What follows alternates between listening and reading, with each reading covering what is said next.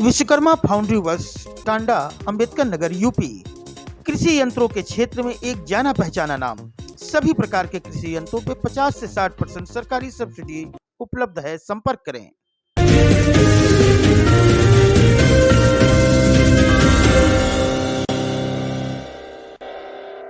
किछौछा दरगाह तहफ़्फ़ुज़े कब्रिस्तान कमेटी ने मदरसा निज़ामिया अरबिया में बुलाई प्रेस कॉन्फ्रेंस, जिसकी अध्यक्षता नसीम खां और संचालन सलीम खादिम ने की, जिसमें पूर्व कमेटी द्वारा कभी आय व्यय का ब्यौरा न रखने व रैन बसेरा हेतु पर्यटक विभाग को अनुमति पर चर्चा हुई तथा रोष व्यक्त किया गया तथा ये भी तय हुआ कि सैयद गौस अशरफ व सैयद शफीक अशरफी पर जो गलत तरीके से मुतवल्ली व संरक्षक बन चुके हैं उनके विरुद्ध कठोर कदम उठाया जाएगा तथा सक्षम न्यायालय में आवश्यकता पड़ने पर चुनौती भी दी जाएगी। प्रेस कॉन्फ्रेंस में समीउल्लाह, मोहम्मद असलम, अब्दुल हई, हाफिज अब्दुल करीम, हाफिज इंतखाब, मोहम्मद आतिफ, मोहम्मद वसीम सहित सैकड़ों लोग उपस्थित रहे। बाद में प्रेस कॉन्फ्रेंस के माध्यम से नसीम खां, सलीम खादिम ने प्रमाण प्रस्तुत करते हुए मोहम्मद गौस अशरफ के विरुद्ध कठोर कार्रवाई की बात की और उनका चुनाव में बहिष्कार करने की भी बात कही। हमारे संवाददाता रवि श्रीवास्तव ने वहां की आवाम से भी बातचीत की। आइए सुनते हैं। कब्रिस्तान प्रेस कॉन्फ्रेंस में मतलब क्या बताना चाहते हैं आप? हम ये बताना चाहते हैं कि तहफ़्फ़ुज़े कब्रिस्तान के लिए जो है एक आवाम ने एक कमेटी गठित किया था देख रेख के लिए। जो देख रेख के लिए कमेटी गठित की गई थी उसके लिए सैयद गौस अशरफ आदि लोगों को देख रेख के लिए कब्रिस्तान के लिए बनाया गया था। इन लोगों ने चोरी छिपके आवाम से छुपा करके एक चीट फंड में एक रजिस्ट्रेशन करवा लिया और उसके बाद बिला बताए हुए आवाम को इन लोगों ने जो है सेंट्रल सुन्नी वक्फ बोर्ड में जो है रजिस्ट्रेशन उसका करवा लिया और रजिस्ट्रेशन करवाने के बाद पूरा कब्रिस्तान को इन लोगों ने अपना मालिक कुल बता करके अपना अधिकार जो है उस पर जमा लिया और उसके बाद उस पर जो वसूली अवैध वसूली ये लोग करने लगे और इनके गुर्गे शाम के टाइम जा करके वहाँ से जो पैसा था वो ले जा करके जो है इनके घर पे जो है देते थे। इसलिए और उसके बाद जो है इन लोगों ने क्या बोलते हैं उसका वो जो पर्यटक विभाग के लोग थे वो आए, उस पर इन लोगों ने रैन बसेरा के लिए जो है हमारे पूर्वजों की कब्रों पर बुनियाद खुदवा करके और वहाँ रैन बसेरा बनवाना शुरू कर दिया। जब आवाम को पता चला तो आवाम वहाँ पहुँची और जब आवाम वहाँ पहुँची तो आवाम ने खुद ही रोका, इन लोगों ने नहीं रोका और यहाँ तक कि इन लोगों ने ये कहा कि हमको तो कुछ पता ही नहीं है। लेकिन पर्यटक विभाग के लोगों ने ये बताया कि एनओसी जो है वो हमको जो है ये कब्रिस्तान कमेटी जो इन लोगों ने बनाया था फलाहुल मुस्लिमीन के नाम से, इन लोगों ने उनको जो है दिया था कि जो है एनओसी दिया था कि आप लोग यहाँ बनवाइए। ये विरोध अभी आप क्यों कर रहे हैं? इससे पहले भी आप कर सकते थे। कहीं राजनीतिक छवि नहीं खराब करना चाहिए? जी नहीं, ये मामला कई बार जो है मतलब जो है कई महीनों से चल रहा है। जब आवाम को पता चला पर्यटक विभाग आने के बाद तब से हम लोग विरोध कर रहे हैं और लगभग 6 से 7 मीटिंग हम लोग इस मामले पर कर चुके हैं और फलाहुल मुस्लिमीन के कमेटी के सदस्यों को बुलाने की कोशिश की गई मीटिंग द्वारा, आवाम द्वारा, लोगों द्वारा, लेकिन आज तक वो लोग अभी तक कमेटी को आ करके जो है आवाम में जवाब नहीं दिया है इन लोगों ने। गौस अशरफ जो है जी पहलवान शहीद दरगाह के मुतवल्ली कैसे बने? 2004 में सैयद शफीक अशरफी, सैयद गौस अशरफ और जफरुल्ला खान साहब ने 3 लोगों ने 2003 के लास्ट में किछौछा में ये र्यूमर फैलाया कि कब्रिस्तान बचाने के लिए ये लोगों के बीच एक पैगाम रखा, एक कमेटी बनाई जानी चाहिए और वो कमेटी कब्रिस्तान की देख रेख करेगी। आवाम की ये बात समझ में आ गई। आवाम ने 2004 में एक फलाहुल मुस्लिमीन कमेटी बना दी। ये बैठ गए वहाँ पर कब्रिस्तान की देख रेख करने लगे। ये आवाम समझती रही कि फलाहुल मुस्लिमीन कमेटी देख रेख कर रही है, जबकि 9/6/2003 में गौस अशरफ पहले ही सुन्नी सेंट्रल वक्फ बोर्ड के मुतवल्ली बन चुके थे।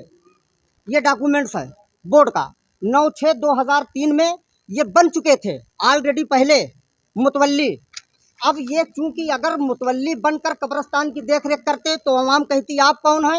एक मिनट मैं कंप्लीट कर लूं। तो अवाम को गुमराह करने के लिए इन्होंने 2004 में 2005 में ये रजिस्टर्ड कराया। आप जब मुतवल्ली पहले हैं तो फलाहुल मुस्लिमीन की जरूरत क्या थी। अवाम समझती रही कि फलाहुल मुस्लिमीन देख रेख कर रही है, वक्फ बोर्ड समझता रहा कि मेरा मुतवल्ली गौस अशरफ कर रहा है। इतना बड़ा चीटर है ये आदमी। मुतवल्ली पहले बना, कमेटी बाद में बनाई। इसके झूठ का सबसे बड़ा सबूत यह है। मुतवल्ली 2003 में बने, आप 9/6/2003 में दस्तावेजों के अनुसार जी तो किशोरटा के अवाम को ये कब जानकारी हुई कि वो मुतवल्ली बन गए? जी कब? ये असल में जब रैन बसेरा यहाँ पर खुदा जाने लगा 2021 में, तो अवाम ने जब रोका तो इन लोगों ने कहा हमको पता नहीं है, और पर्यटक विभाग ने कहा हमको कब्रिस्तान कमेटी ने दिया है, और बगैर चेयरमैन के दिए या जानकारी के कोई काम हो नहीं सकता।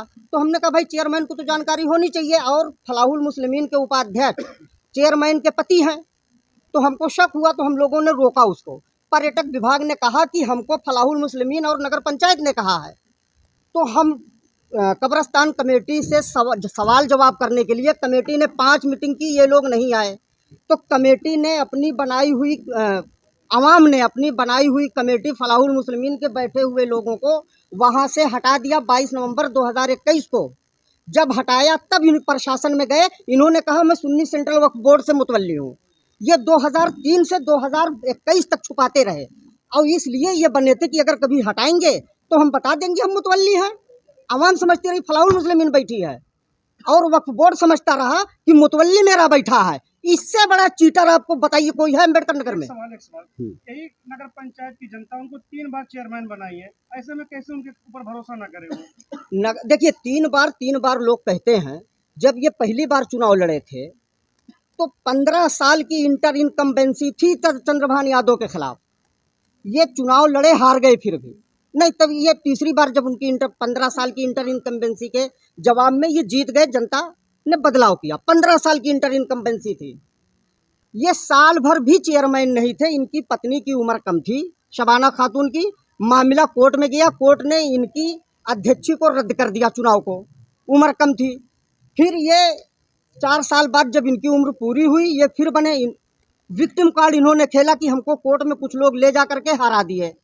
1 साल के लिए ये बने, और इन्होंने 1 साल में इन्होंने कहा कि हमको काम नहीं करने दिया मेंबरों ने।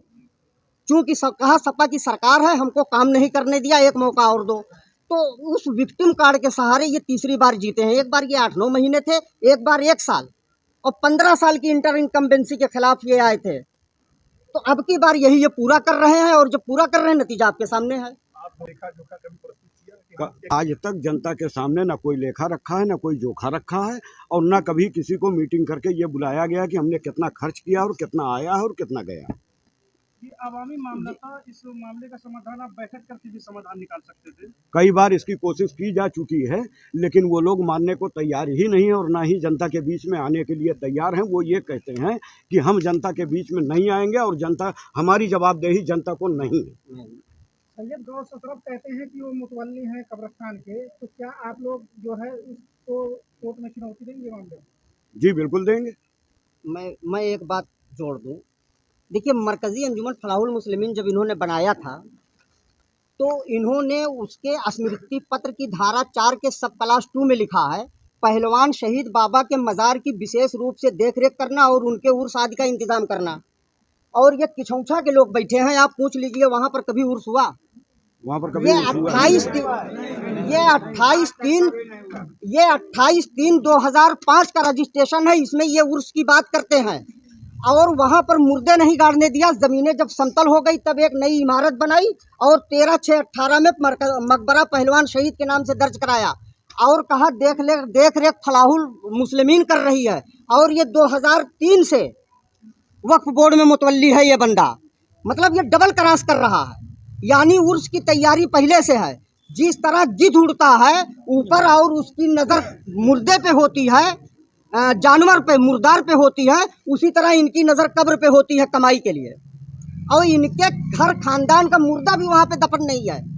हमारे मुर्दे हैं, इनके मुर्दे अलग दफन होते हैं। ये वहाँ पर ले जा करके इन्होंने मुतवल्ली ये वहाँ के बने हैं, अपनी कब्र के नहीं बने। अरे कब्र हमारी है, हम देख रेख कर लेंगे। आखिरी सवाल हमारा आपसे, मौके पे विधानसभा चुनाव है, आप लोगों के बीच इतना आक्रोश है, तो क्या आप लोग विधानसभा चुनाव में इनके खिलाफ मतदान करेंगे? बिल्कुल करेंगे। इनके खिलाफ मतदान बिल्कुल करेंगे, प्रचार भी करेंगे, मतदान भी करेंगे। यहाँ पहले से ही वोटर हैं, तो हमको तो समाजवादी पार्टी को वोट देना है, क्योंकि वो मुस्लिम समाज की बात करती है। इसलिए बात करती है कि जो है कहने का मतलब ये है कि बिल के मामले में भी हमारे साथ समाजवादी खड़ी होती है, और भी चीज़ों के लिए जो है समाजवादी हमारे साथ खड़ी होती है। इसलिए हम लोग राम मूर्ति वर्मा के साथ यहाँ हम लोग जो है खड़े होकर के वोट देंगे और दिलाएंगे, और सैयद गौस अशरफ के खिलाफ हम लोग प्रचार भी करेंगे। सैयद गौस अशरफ जो आज विधानसभा के लिए खड़े हुए हैं, मतलब टांडा विधानसभा से, अगर हमने इनको चेयरमैन बनाया था और चेयरमैन बनाने के बाद हमारा कब्रिस्तान ही सुरक्षित नहीं रह गया, जिस पर जो है कहने का मतलब 558 खा पर पूरे संपूर्ण अंश पर इन्होंने जो है मानचित्र भवन स्वीकृत अपने नगर पंचायत से करवाया है, जो कि इनकी बीवी चेयरमैन है। तो इन्होंने करवा लिया। अगर हम इस मतलब समय इनका साथ दें तो पता ये चला कि ये तो पूरी विधानसभा बेच करके खा जाएंगे। तो हम तो सबसे पहले जो है अपना कब्रिस्तान बचाने की बात कर रहे हैं, क्योंकि हमारे वहाँ मुर्दे बाप दादे मार खाए हैं, बाप दादों की हड्डियाँ तोड़ी गई हैं, बाप दादे सड़ गए हैं। तो हम तो सबसे पहले लड़ाई हम कब्रिस्तान की लड़ रहे हैं। तो अगर इनको हम जिता देंगे तो ये तो पूरी विधानसभा खा जाएंगे। ये दूसरे के बारे में नहीं कह रहे हैं, इनका चचेरा भाई खुद 1000 टाली मट्टी गिरवा करके जो है, आप जा करके देख लीजिए 558 खा पर 1000 टाली मट्टी गिरवा करके कब्जा किए हुए हैं। वो भी सफेद पोश हो सकता है, वो उसके बारे में कह रहे हैं। आरोप तो आपके ऊपर भी लग रहा है कि कहीं ना कहीं कब्रिस्तान की जमीनें आपकी भी बिल्डिंग सटी हुई है। मैंने हमेशा ये कहा है कि अगर मेरी सटी हुई है तो वो जा करके जो है पैमाइश करवा लें। अगर उसमें से 10 फुट निकलती है तो 10.5 फुट मुझसे ले लें। क्यों इकट्ठा हुए? हम लोग इसलिए इकट्ठा हुए हैं, हमारे कब्रिस्तान की कमेटी हुई, उसमें गड़बड़ी हो रही है। कब्रिस्तान हम लोगों के हाथ से जाना चाहता है, गौस अशरफ उसको हड़पना चाहते हैं, इसलिए हम उसका विरोध करेंगे। हम उसको बचाने के लिए विरोध करेंगे, जो भी होगा पूरा संघर्ष करेंगे। हम उनके साथ नहीं हैं। हम तो जानते नहीं गौस अशरफ कौन बनाया, मुतवल्ली कैसे बन गए, अपने आप कोई सब जानते नहीं। मुतवल्ली बन गए, उसके बाद कब्रिस्तान दर्ज करा लिया। कौन दर्ज किया? चोर आदमी है तो कौन जानता है। सही भाई हम लोग जब काबलत हमारे बाल बच्चे मरेंगे तो वहीं लेके जाएंगे, चाहे लाठी से चाहे डंडा से जाएंगे जरूर। तो वो विधानसभा चुनाव लड़ रहे हैं, तो विधानसभा चुनाव में उनका कोई हिस्सा मिलने वाला नहीं। हम लोग की तरफ से 1 वोट नहीं मिलने वाली है। हम राम मूर्ति वर्मा देंगे, किसी को नहीं देंगे। बस राम मूर्ति वर्मा को वोट देंगे। हाँ, यहाँ से 2 प्रत्याशी लड़ रहे हैं, चाहे जे लड़ा, हम ओके जिम्मेदार नहीं है।